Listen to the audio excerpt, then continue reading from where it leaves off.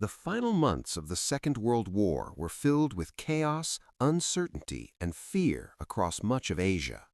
By the summer of 1945, the Japanese Empire, once stretching across vast territories in the Pacific, was collapsing under the pressure of relentless Allied advances, naval blockades, and devastating bombing campaigns. Cities had been destroyed, supply lines had broken down, and millions of civilians were caught in the middle of a conflict that was rapidly reaching its end. For many Japanese people living outside the main islands, in occupied territories, military zones, and remote settlements, the end of the war did not immediately bring peace. Instead, it brought confusion about what would happen next. On August 15, 1945, Emperor Hirohito announced Japan's surrender in a radio broadcast that millions heard with shock and disbelief. For soldiers stationed far from home and civilians scattered across former Japanese territories, the announcement changed everything overnight. Military structures collapsed almost instantly. Garrisons that had once been tightly controlled were suddenly leaderless. Orders were unclear, communications were broken, and many people simply did not know who was in charge anymore. Among those caught in this moment of uncertainty were thousands of Japanese women. Some had been living near military installations as nurses, workers, or family members of soldiers. Others had been part of civilian communities that had grown around Japanese-controlled regions during the war. When Allied forces moved in to take control of these territories, they were suddenly faced with the enormous task of disarming soldiers, stabilizing the region, and processing large numbers of Japanese personnel and civilians. In many places, temporary detention areas and prisoner-of-war camps were established quickly. The primary purpose of these camps was to gather Japanese military personnel, separate them from civilians, and ensure that the surrender process could be carried out safely. But the situation on the ground was rarely simple. Records were incomplete, many civilians had no documents, and in the confusion of the moment, the line between soldier, worker, and civilian was not always clear.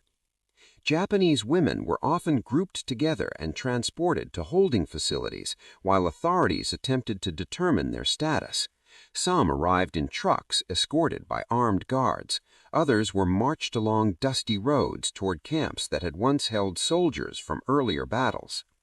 The barbed wire fences, watchtowers, and wooden barracks that defined these camps created an environment that was both unfamiliar and intimidating. For many of the women, the experience was frightening not only because they were prisoners, but because they had little information about what would happen to them. Rumors spread quickly. Some believed they would soon be sent back to Japan. Others feared punishment or long-term imprisonment. Communication barriers made the situation even more difficult. Guards spoke different languages, translators were not always available, and misunderstandings were common. Inside the camps, the first days were often the most unsettling. Newly arrived detainees were counted, registered, and assigned places to sleep in crowded barracks. Personal belongings were sometimes inspected or temporarily confiscated. Medical officers and administrative staff worked quickly to document who had arrived and in what condition. From the perspective of the Allied authorities, these procedures were part of standard wartime protocol. After years of global conflict, large-scale processing of prisoners and displaced civilians had become a logistical necessity. Medical examinations were conducted to check for injuries, disease, or malnutrition. Identification records were created so that authorities could keep track of thousands of individuals moving through the system. But for the women experiencing it firsthand, the procedures felt overwhelming. Many had never been inside a military camp before. The strict routines, the presence of armed guards, and the constant uncertainty about the future created an atmosphere of tension that hung over the barracks day and night. At night, the camps were often quiet except for the sound of boots on gravel as guards walked their patrol routes. Inside the wooden barracks, groups of women whispered to each other in low voices, trying to piece together fragments of information. Some talked about home, about families they had lost contact with during the final months of the war. Others wondered whether ships would soon arrive to take them back across the sea to Japan. In those early days after the surrender, no one could say for sure what the next step would be. The Allied command structures were still organizing occupation zones, repatriation plans, and security measures across an enormous region.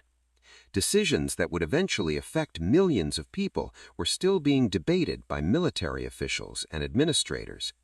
For the women waiting behind the fences, time seemed to move slowly.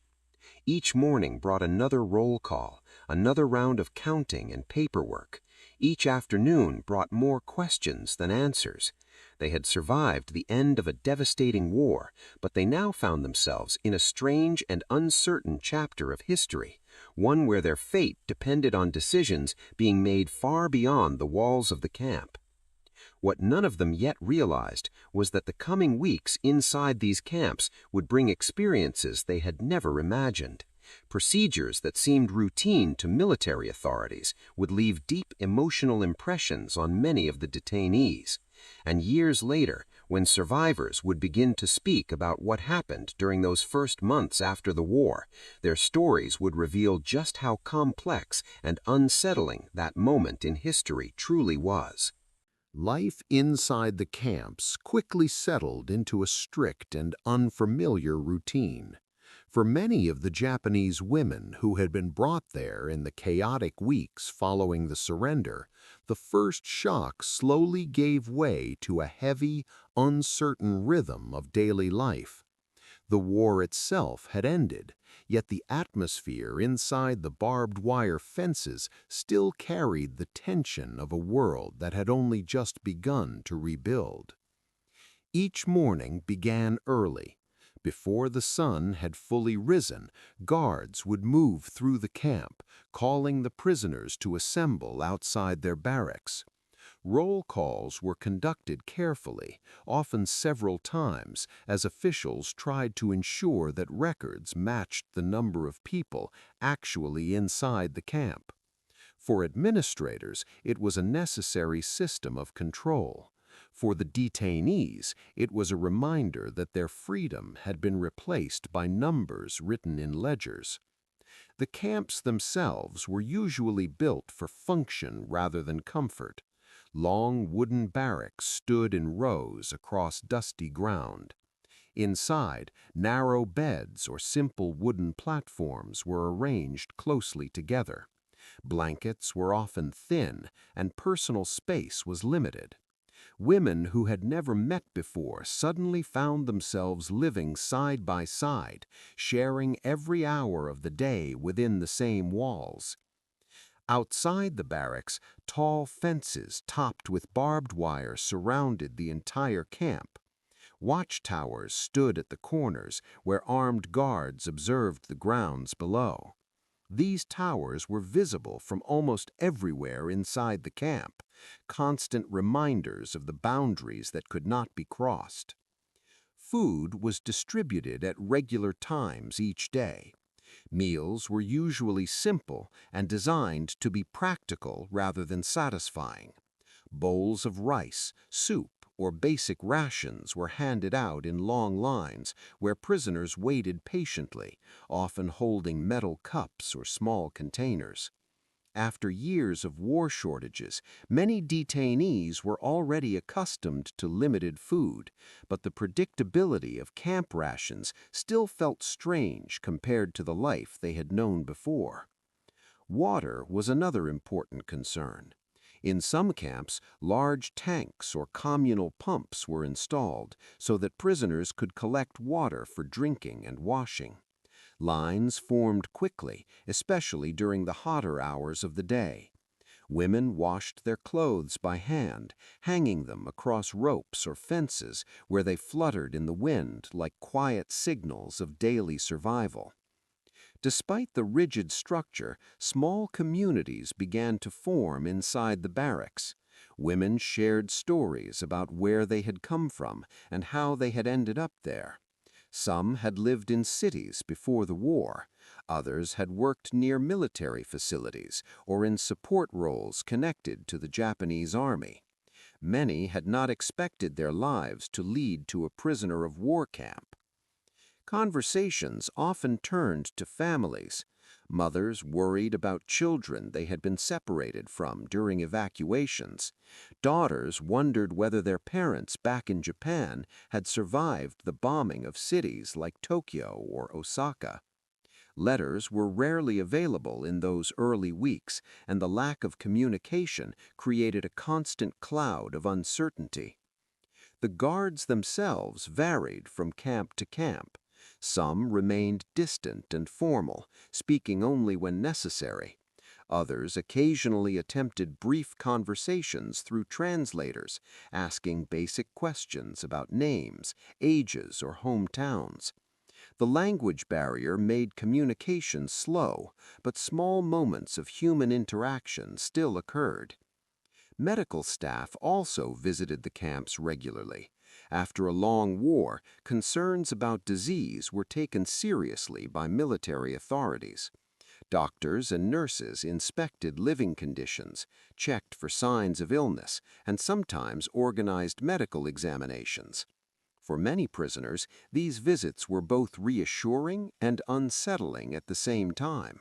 They knew the examinations were meant to protect health, yet the process of being inspected by unfamiliar officials could feel uncomfortable and invasive.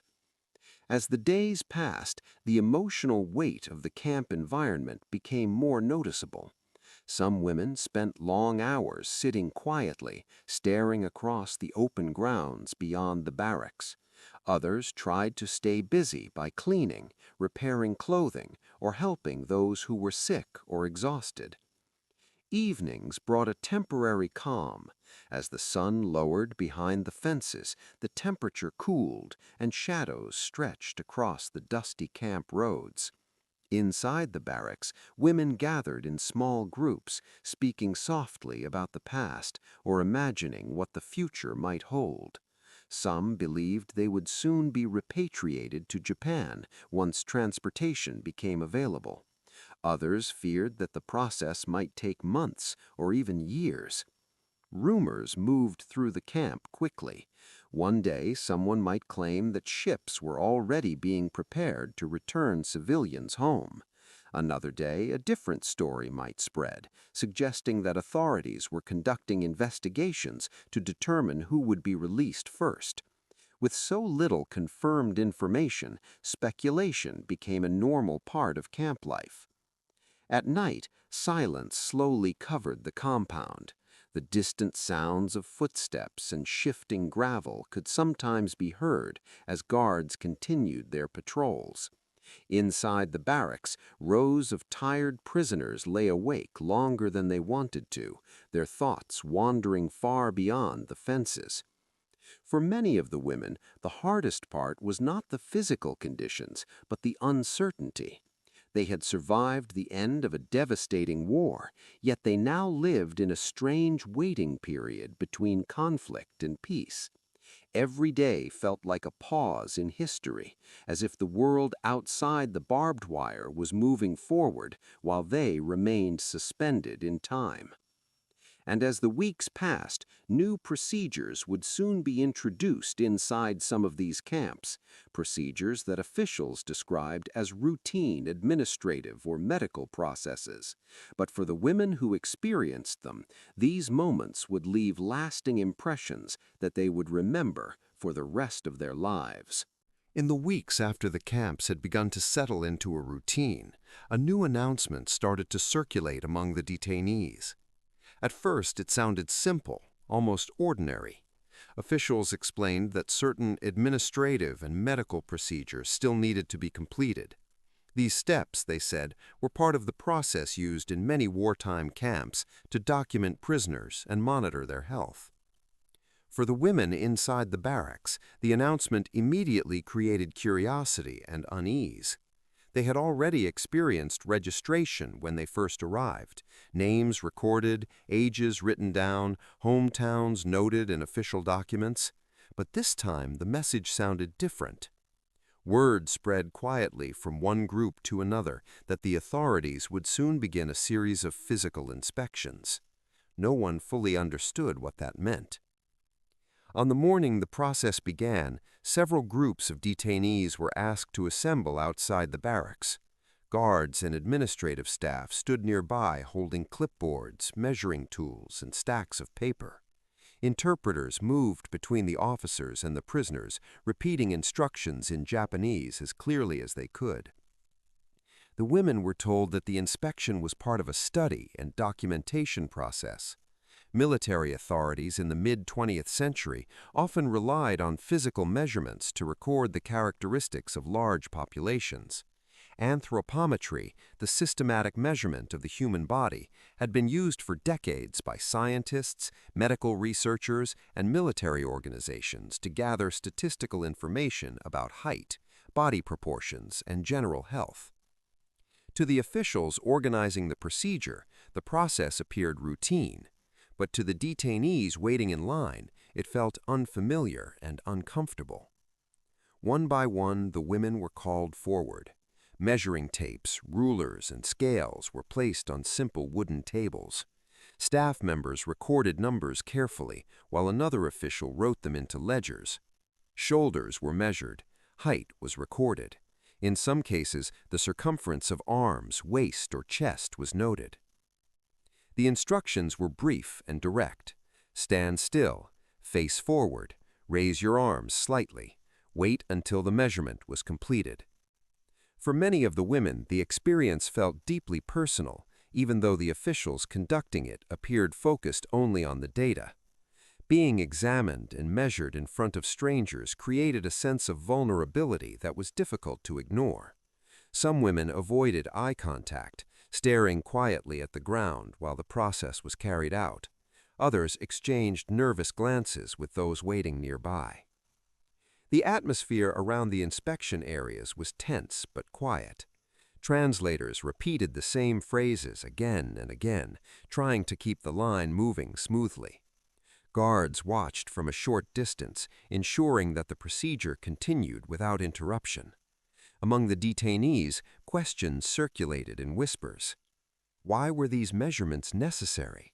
What would the information be used for? Was it connected to medical treatment or something else entirely? The truth was that even many of the lower-ranking staff members conducting the inspections did not fully understand the broader purpose. Their role was simply to follow orders and complete the documentation that had been requested by higher authorities. In the context of the time, such measurements were not unusual. During and after the war, governments and research institutions in several countries collected anthropometric data from soldiers, prisoners, and civilian populations. Some studies were intended to improve military equipment design. Others were linked to nutrition research or medical surveys, examining the effects of wartime conditions on the human body. But understanding the historical context did little to ease the discomfort felt by the women inside the camp. For them, the experience was not a scientific project or a statistical record.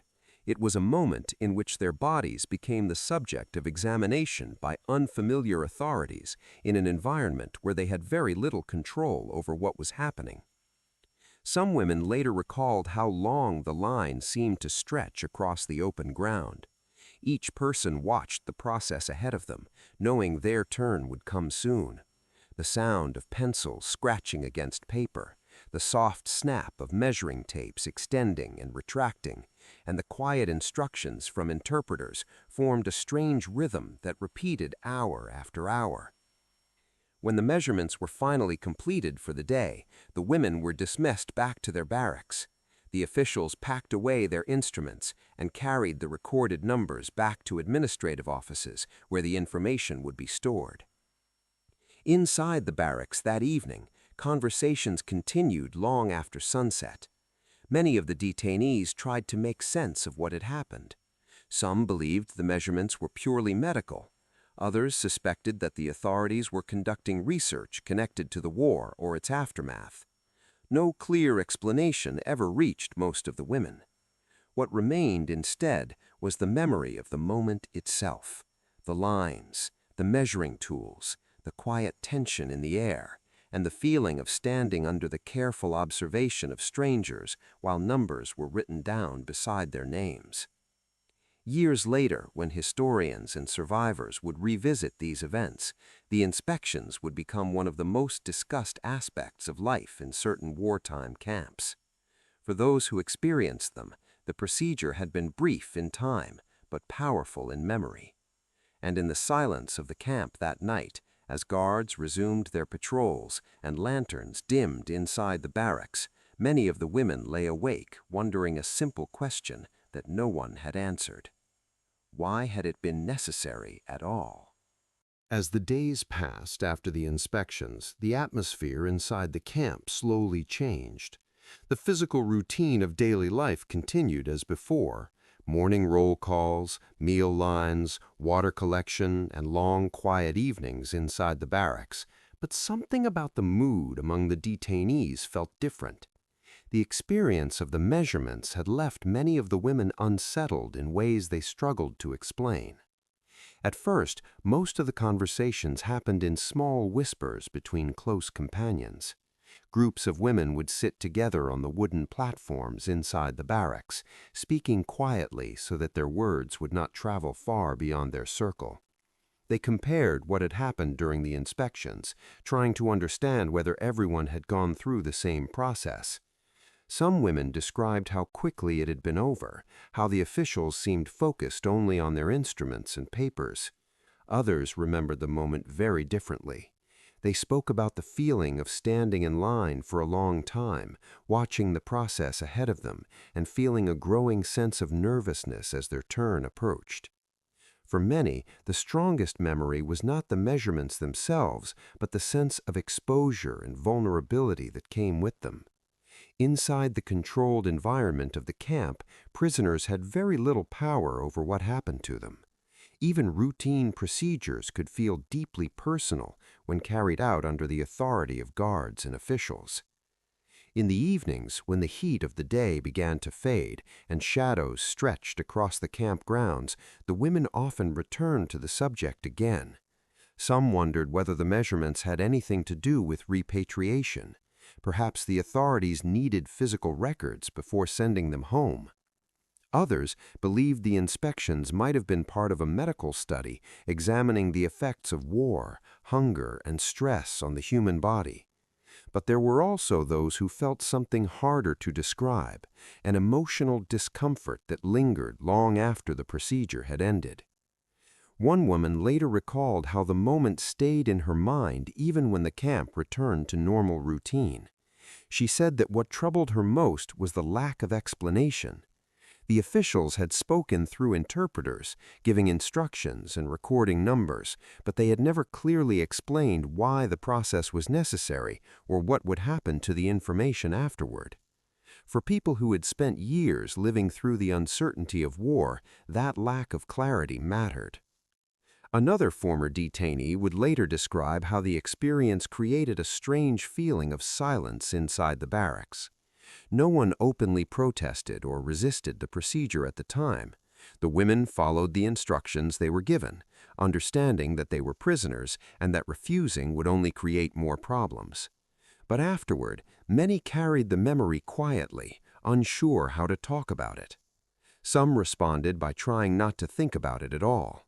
They focused instead on daily survival, helping others wash clothing, sharing extra food when someone was ill, or passing time by telling stories from home.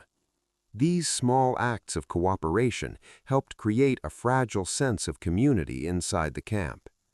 Others found themselves replaying the moment in their minds, wondering what the officials had seen when they looked at the lines of detainees standing before them.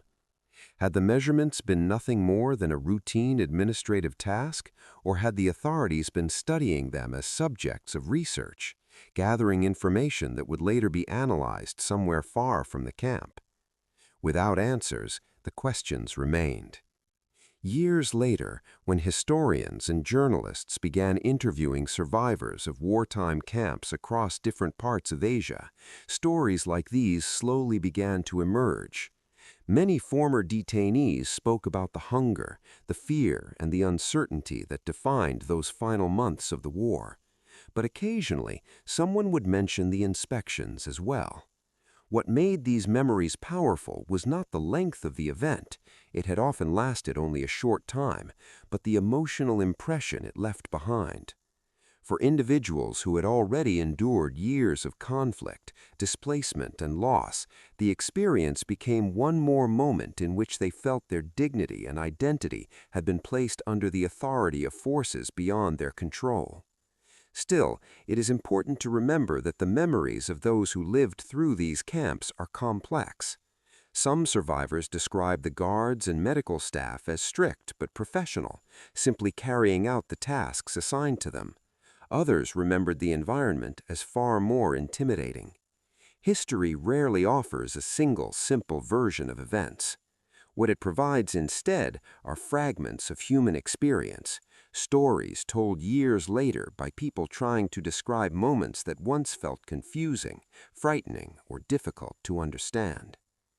Inside the barracks during those long evenings, the women did not know that their quiet conversations would one day become part of a much larger historical discussion. They were simply trying to make sense of what had happened to them in a time when the entire world seemed to be changing.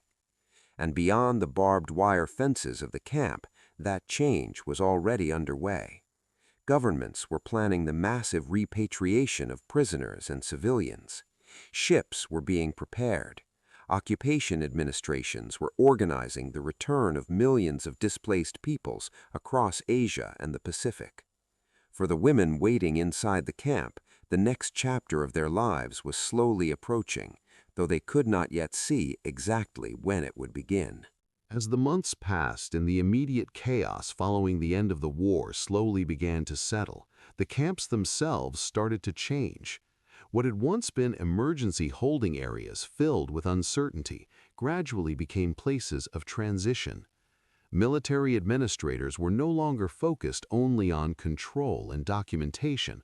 A much larger task was beginning to take shape across the region: the repatriation of millions of soldiers, prisoners, and civilians who had been displaced by years of conflict. For the women who had spent weeks or months inside the camps, rumors about returning home slowly began to turn into real possibilities.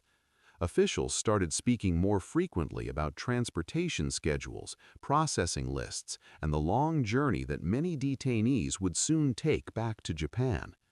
But even as hope returned, the emotional weight of what they had experienced inside the camps did not disappear overnight. Each person carried different memories from that time. Some remembered the exhaustion of the war's final months. Others recalled the strange quiet of life behind barbed wire, the endless waiting, the uncertainty about the future, and the feeling of living in a place that seemed suspended between war and peace. The inspections and measurements that had taken place earlier became one of many memories that the women carried with them as they prepared to leave. For some, it was simply another confusing moment in an already chaotic period of history. For others, it was something more personal, a reminder of how vulnerable they had felt in a world controlled by unfamiliar authorities. When the first groups of detainees were finally told they would be leaving the camp, the atmosphere changed dramatically. Belongings that had been carefully stored under beds or inside small bags were brought out again. Women packed what little they had: clothing, letters, small objects that reminded them of home. For many, the idea of returning to Japan brought both relief and anxiety.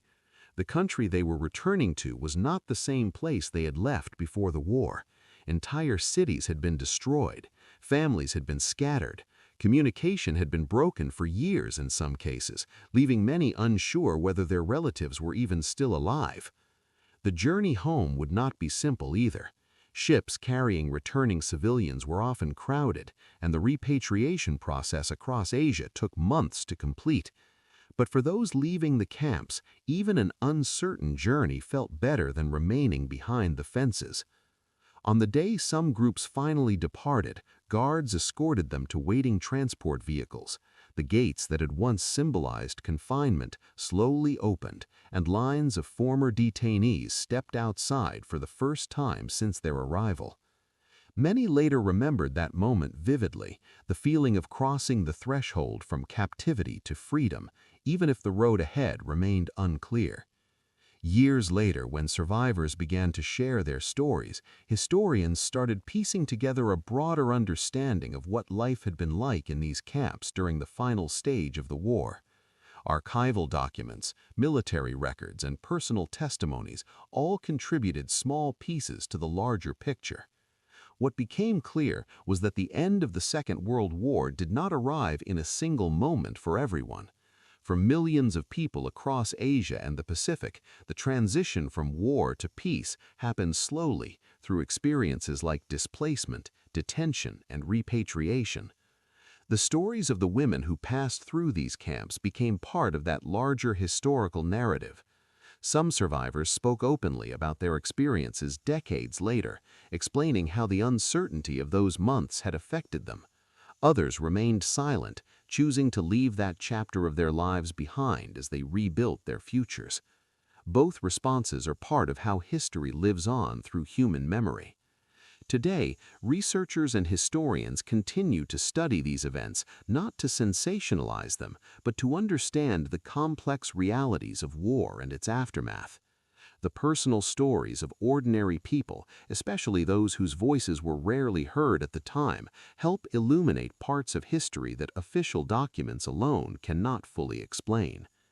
Remembering these experiences is important because they remind us that wars are not only fought on battlefields, they also unfold in the lives of civilians, families, and individuals who find themselves caught in circumstances far beyond their control. The women who once stood inside those camps were not just prisoners in a historical record. They were individuals with hopes, fears, memories, and futures that stretched far beyond the fences that briefly surrounded them. Their experiences, like many others from the Second World War, form part of a larger human story, one that continues to be told so that future generations can better understand the cost of conflict and the resilience of those who lived through it.